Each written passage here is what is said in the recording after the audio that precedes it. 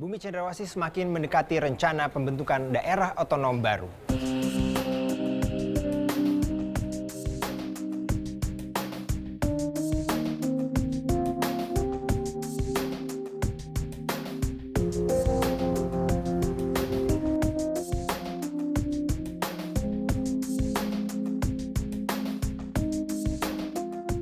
Sidang paripurna DPR 12 April yang lalu berlangsung tanpa interupsi, sehingga Ketua DPR Puan Maharani langsung memberikan persetujuan terhadap pemekaran 3 provinsi di Papua, yakni Papua Selatan, Papua Tengah, hingga Provinsi Pegunungan Tengah.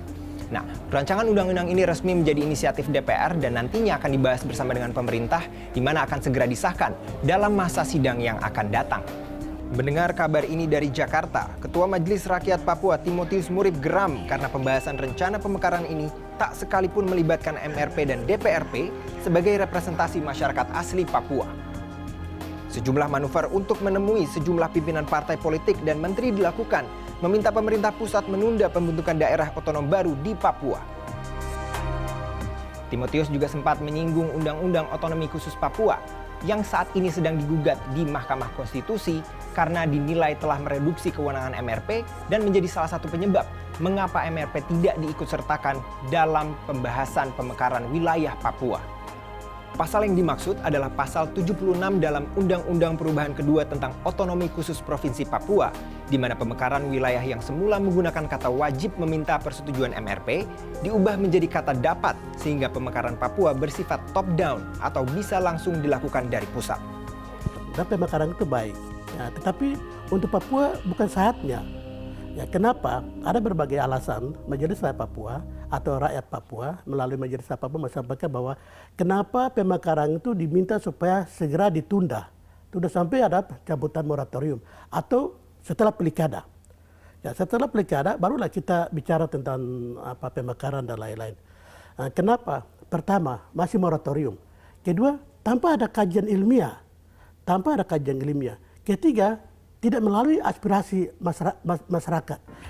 Pemerintah melalui Menteri PPN dan juga Kepala Bappenas Suharso Mono Arfa menyatakan bahwa usulan penundaan ini akan disampaikan ke Presiden Joko Widodo. Namun DPR dalam hal ini menyatakan bahwa meski menuai pro kontra, kebijakan ini akan terus dilakukan demi kesejahteraan dan juga pemerataan pembangunan bagi masyarakat Papua.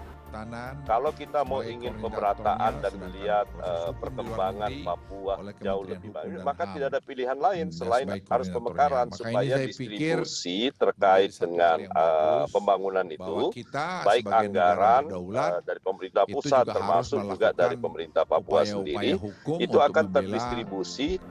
Majelis Rakyat Papua menilai bahwa pelaksanaan otonomi khusus secara konsisten ini akan berdampak kepada kesejahteraan masyarakat Papua itu sendiri jika dibandingkan dengan pemekaran wilayah. Aspirasi telah disampaikan, namun jika tidak didengarkan oleh pemerintah pusat, Ketua MRP menyebutkan bahwa keputusan akan dilimpahkan kepada masyarakat Bumi Cendrawasih. Ausriun Dholu, Robin Kitt, Jakarta.